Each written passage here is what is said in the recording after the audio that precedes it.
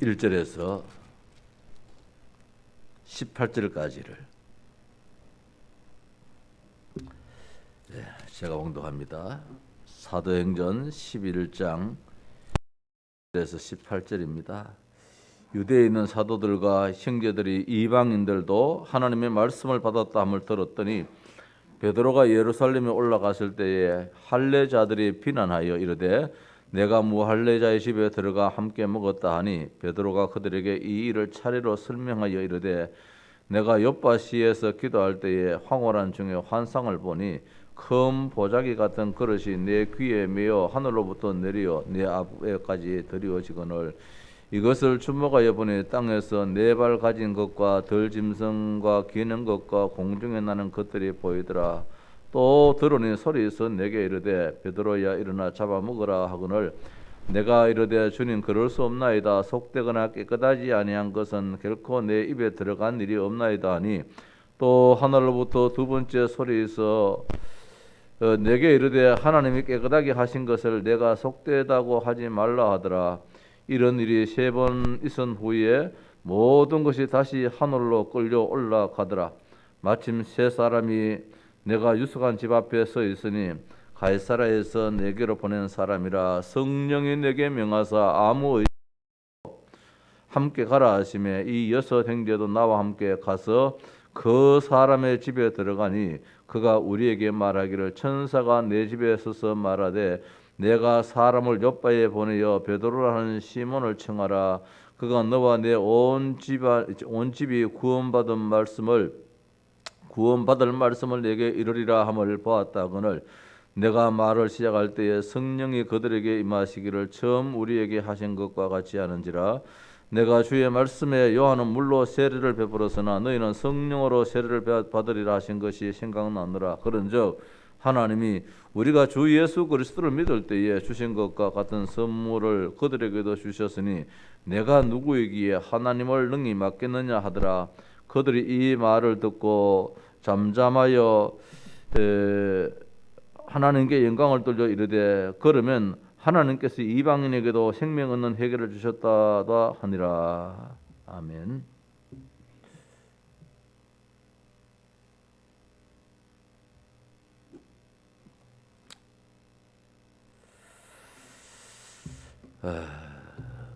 사도 베드로가 고넬료 집에서 있었던 그 일로 인하여서 예루살렘 교회에서 보고하는 데에 핀잔 받는 가운데서 그게 따르는 설명을 하고 있는 말씀이 오늘 본문 말씀이고 이제 19절에서 이제 3절 말씀은 이제 안디옥 교회가 세워지는 그런 이제 말씀이 주어진 가운데 있습니다. 지난 핵심 메시지의 제목이 변질된 교회, 변화된 교회 제목입니다.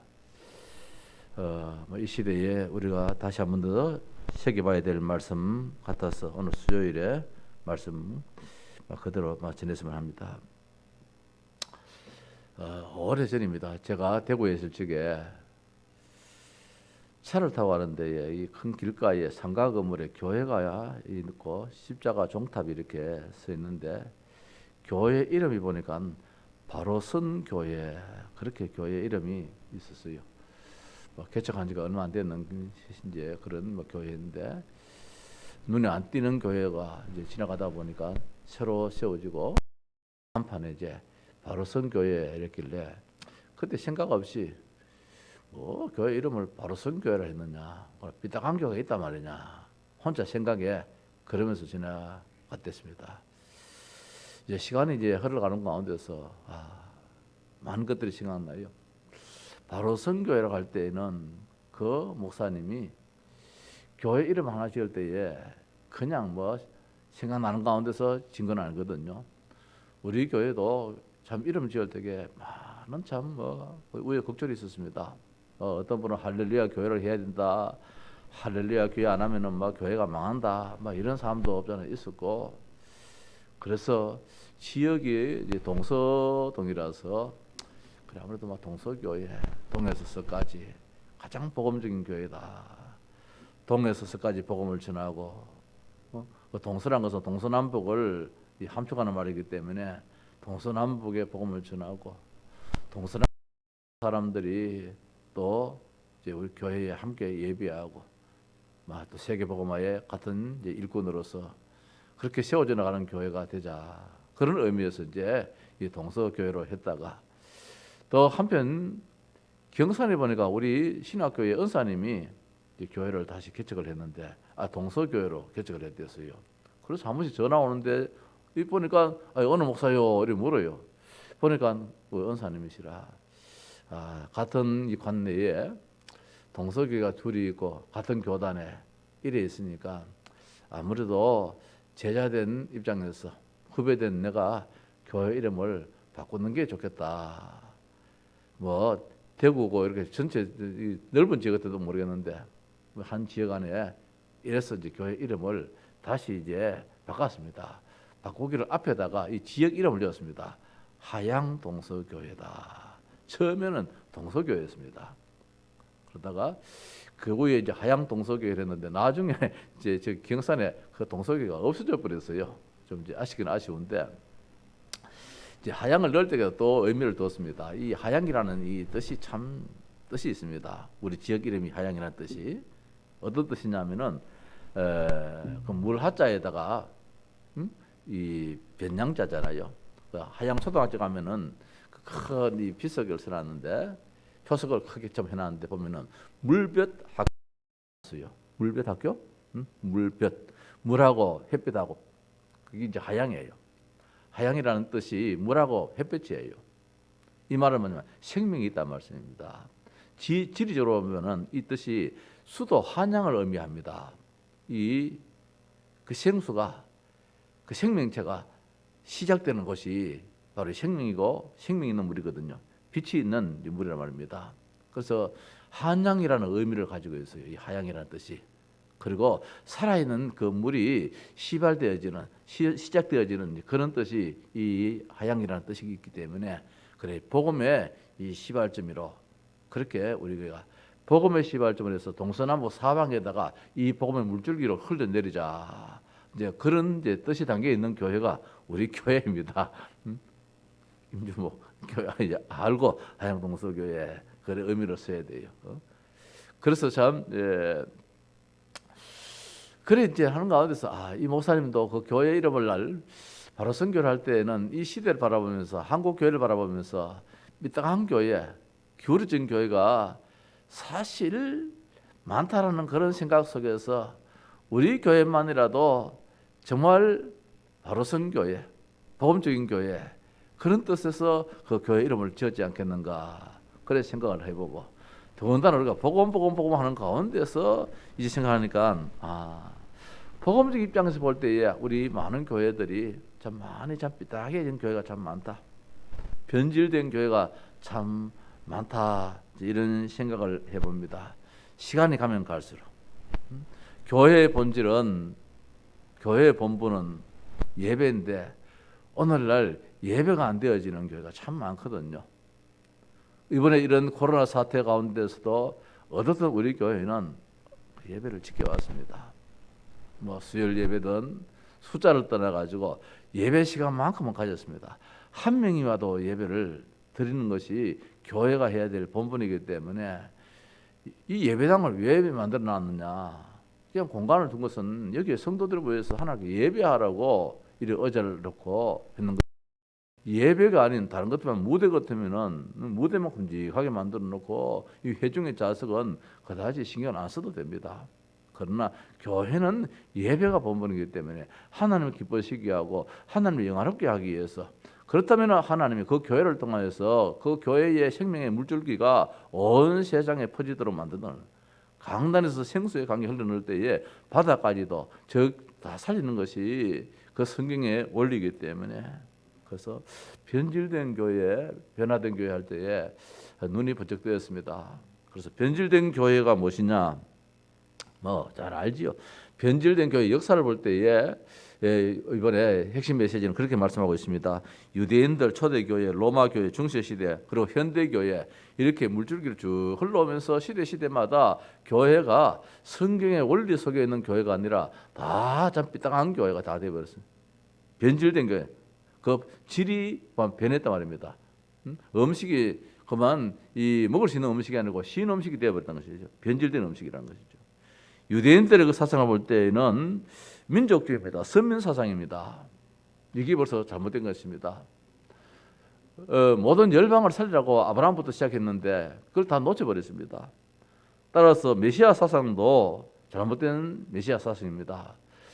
이 메시아가 나타나서 우리 이스라엘을 살리고 다른 나라는 다 죽이라. 다른 나라 다 우리 원수다. 그런 이제 사상을 가지죠. 우리만을 구원하는 메시아 사상. 이 사상을 가진 것이 유대인들의 잘못된 메시아관이지요. 성경은 거기를 말씀하지 않거든요. 교회는 만민에게 모든 족속에 다 살리라는 말씀이지 우리만 아니거든요. 우리만. 율법입니다. 율법은 하나님 말씀인데 참 좋은 말씀인데 반드시 우리가 율법이 참 중요하게 생각해야 되는데 문제는 뭐냐 하면은 너무 율법주의적인 것이 돼가지고 신앙이 뭐냐 하면은 그 행위적인 거 율법을 잘 지키는 것이 신앙생활 잘하는 것으로 이렇게 생각하고 있습니다. 그게 아니지요. 그리스도의 그 언약을 얼마나 나의 고백으로 붙잡느냐 그게 중요한데 이래 되어지니까 율법이 신앙이 되어버리고 율법을 지켜야만 구원받는 이것이 유대인들의 이 잘못된 이 교회관이고 신앙관이었습니다. 그러니까 초대교회가 오늘 이제 본문 말씀 보니까 이 잘못된 이방인 사상입니다. 오늘 베드로에게 옆바에 누굽니까 그 시몬 피장 집에 있을 때에 그 보자기에 뭐 많은 그 뭐 지저분한 짐승들이 있을 때에 내가 먹지 않습니다 할 때에 내가 깨끗하다 하는 것을 네가 왜 더럽다 하느냐라고 하나님께서 말씀해 주셨습니다. 그렇게지요.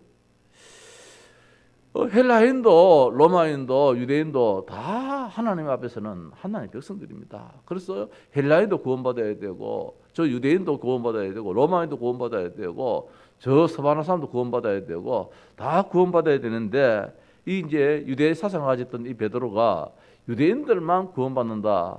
이제 이 사상을 가지고 있을 때에 하나님 그렇게 생각하면서 옆바에 이 누굽니까? 이 백부장입니다.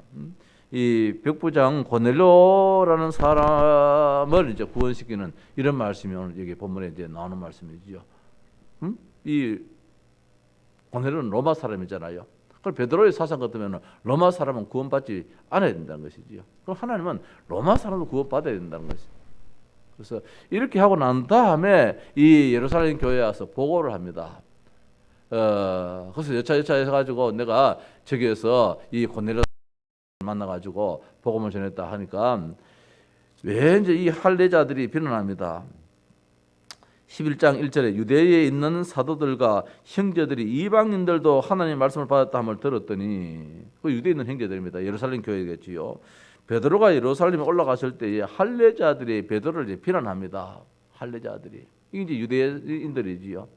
할례 받았던 자들이 네가 무할례자의 집에 들어가 함께 먹었다. 로마 사람은 뭐 할례를 받지 않았으니까 무할례 구원받지 하나님의 선민이 아니라는 말씀이지요. 이때 베드로가 이제 쭉 하나씩 차례대로 쭉 이야기를 하면서 끝에 가서 18절 말씀 보니까 그들이 이 말을 듣고 잠잠하여 하나님께 영광을 돌려 이르되 그러면 하나님께서 이방인에게도 생명 얻는 해결을 주셔도 하니라. 말씀을 붙잡잖아요. 베드로는 이제 말씀을 붙잡았습니다. 16절에 내가 주의 말씀에 요한은 물로 세를 베풀었으나 너희는 성령으로 세를 받으리라 하신 것이 생각나노라. 하나님 말씀을 붙잡고 들어가야 되는데 이들은 말씀 속에 들어가지 아니하고 뭘 붙잡느냐 하나의 전통을 붙잡고 있기 때문에 이게 벌써 교회에 변질되는 하나의 과정이지요. 잘못된 이방인 사상입니다. 더 나아가서 로마 교회입니다. 로마 교회가 이제 완전히 이 로마가 복음화되었습니다.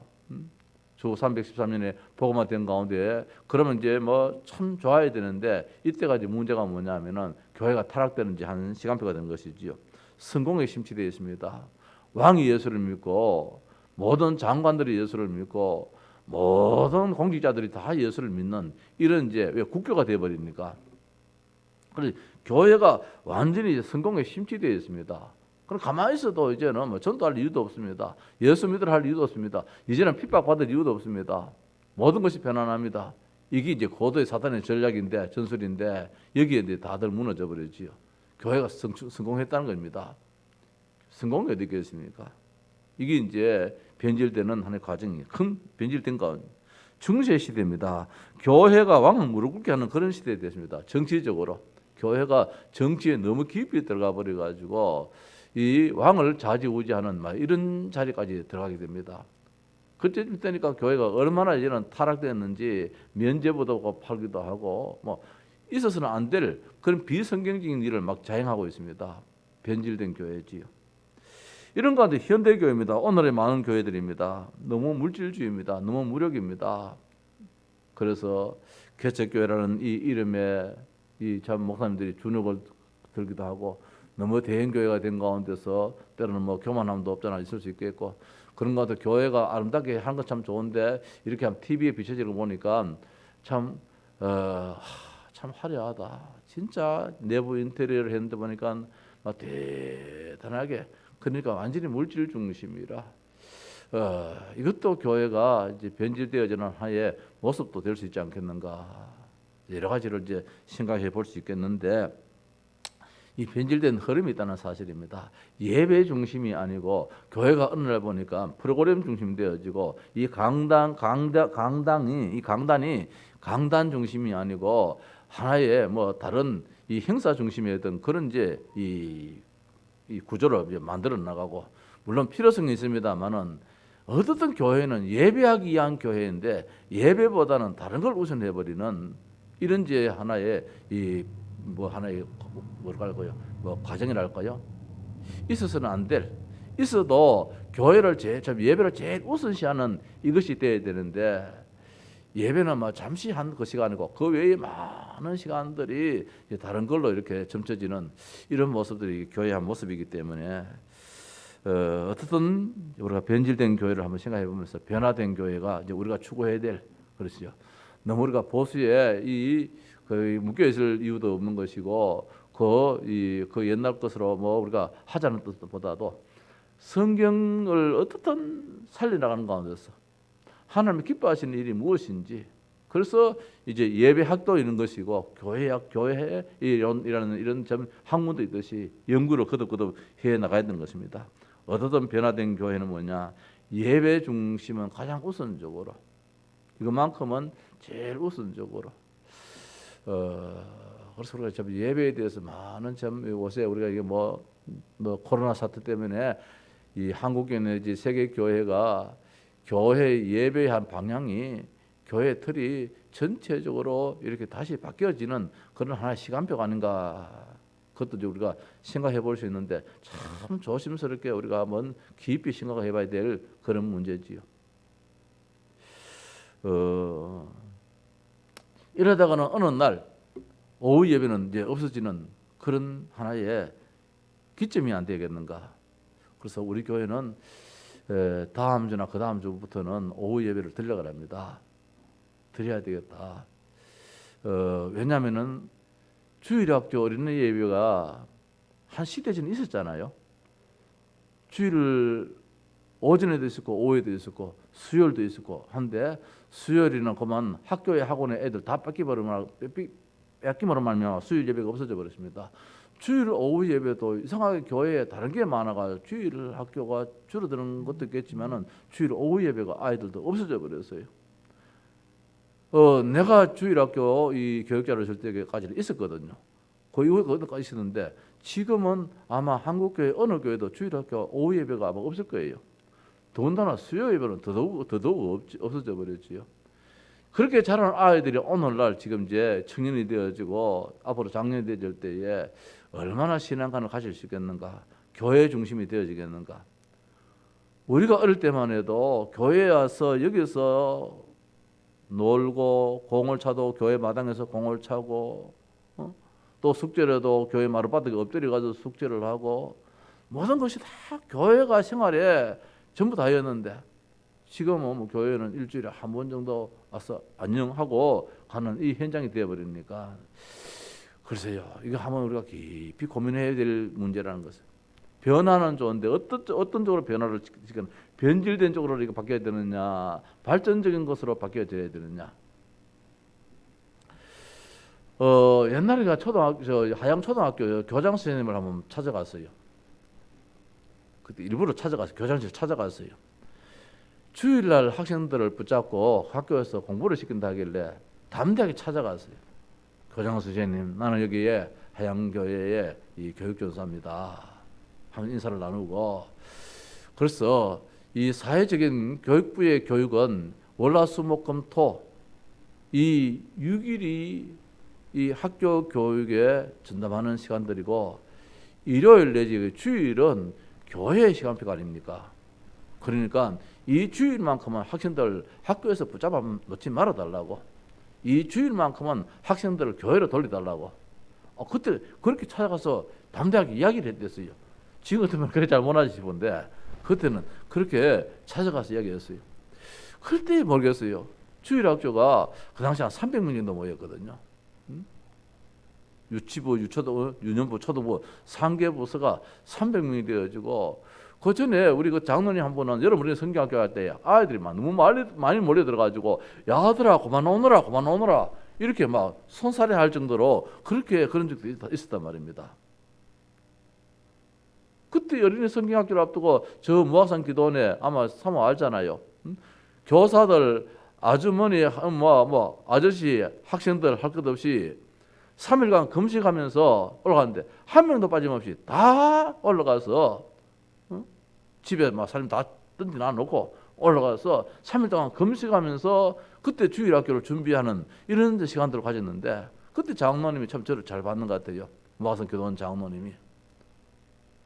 그리고 이제 신학당 할 때에 신학생들을 개학하면서 우리가 공부하는 데 목적만 있는 것이 아니고 여기에서 신앙의 바탕을 깔아야 된다 그러면서 이제 입학생들 이제 세미나를 수련회를 이 무학산 기도원을 빌려가지고, 그러니까 뭐 저는 난로 시설도 안 되어 있으니까 하양교회 저 난로 그 톱밥 난로 그거 다 떼가지고 갖다 가지고 설치하고 그렇게 했는데 3일 동안 금식하는데, 그때 대구에 그 김덕신 목사님이 이제 강사로 쓰셨잖아요. 참 은혜가 새로웠어요. 그때 이제 그렇게 이제 교육 전사들이 그런 이제 가운데서 교회를 섬겨 나갔거든요. 앞으로도 뭐 지금도 뭐 그렇게 이제 하는 데도 있겠지만 어떻든지 우리가 교회가 아이들 예배 중심으로 이끌어가는 것이 교회가 해야 할 일들인데, 오늘 유 목사님 그렇게 말씀하십니다. 보십시다. 1번에 보니까 세상 살리는 신앙, 이게 뭐냐, 올바른 고백으로 말미암아 세상을 살리지 어떤 그 힘을 가지고 세상을 살리는 것이 아니다는 것입니다. 오늘 이제 국회의원들 많이 성출했는데 물론 기도했지요.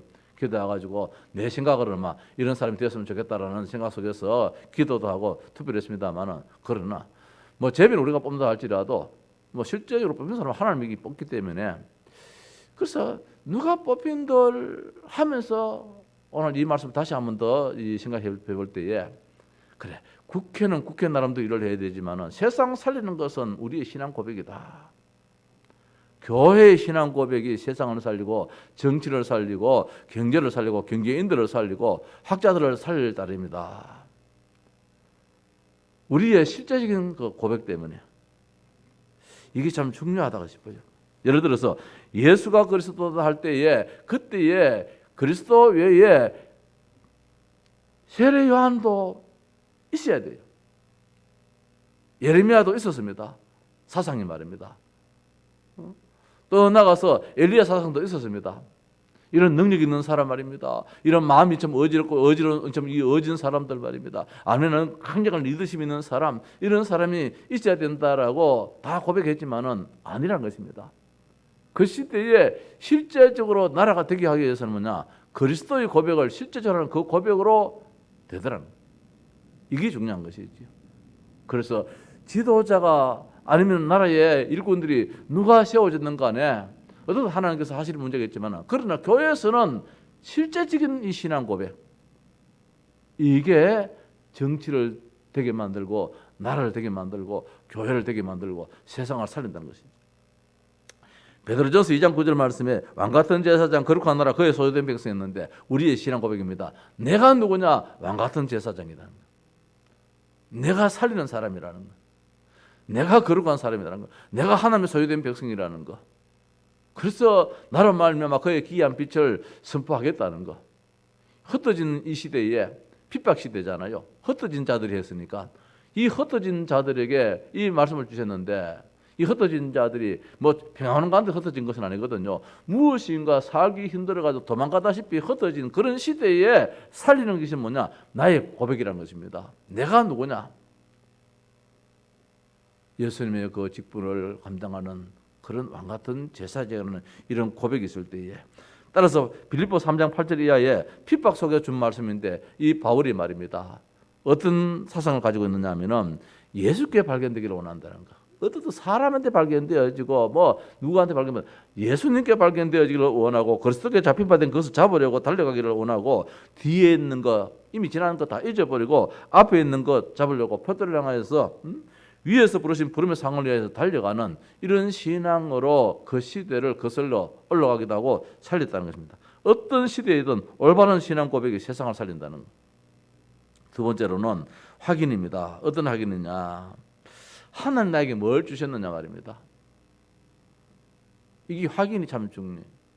이게 전도라는 것입니다. 저 현장 속에 세상 살리는 것은 뭐냐면 복음을 전하는 게 이제 세상을 살리는데, 우리나라의 지금 경제를 살리고 우리나라의 정치를 살리고 모든 것을 살리는 것은 뭐냐면은 우리의 신앙의 고백이 가장 근본이기 때문에, 또 한편적으로는 이제 우리가 해야 할 일들이 있는데 확인인데, 세상을 살리는 전도입니다. 하늘과 땅의 권세를 가지신 그분을 우리가 가지고 있다는 것, 권세를 사용하자는 것. 마태복음 28장에 이 권세, 하늘과 땅에 권세를 주셨는데, 이 권세가 무슨 것이냐? 내가 그 권세이신 예수 그리스도를 내가 가지고 있다는 걸, 이건 내가 늘 확인한다는 것이지. 마가복음 16장에 보니까 이 치유의 말씀이 나옵니다.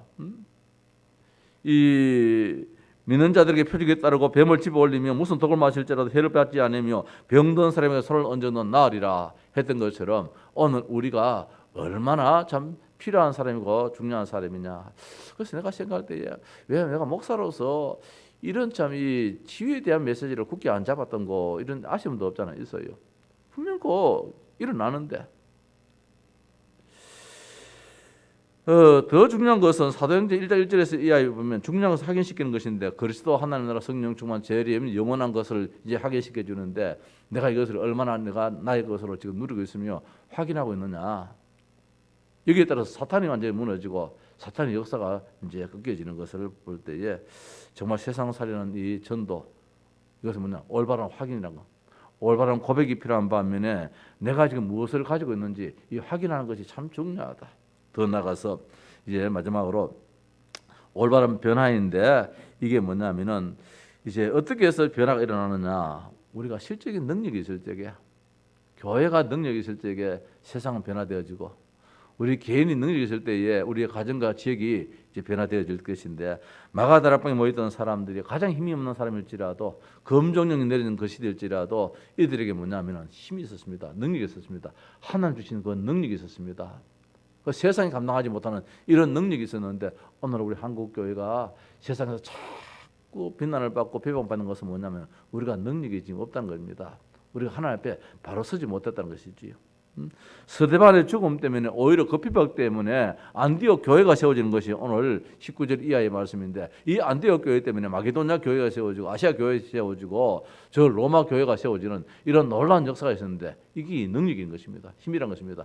이 안디옥 교회는 사실은 뭐 힘이 없는 교회지만은, 그러나 실제로 힘이 있는 교회였던 것입니다.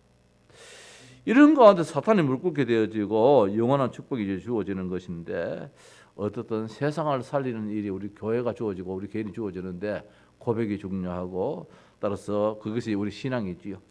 따라서 우리 확인인데, 내가 정말 전도자로 서 있는지, 더 나가서 올바른 변화인데 내가 얼마나 세상 살리는 그 능력을 가지고 있는지, 성령 충만한 가운데 있는지, 이것이 우리 교회들이 꼭 가져야 될 것이다.